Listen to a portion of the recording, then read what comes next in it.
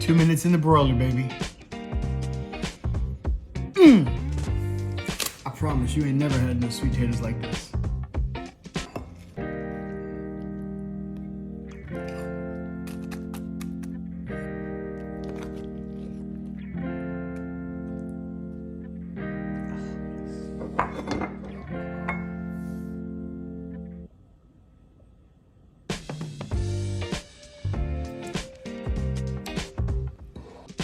And sweet potatoes, baby.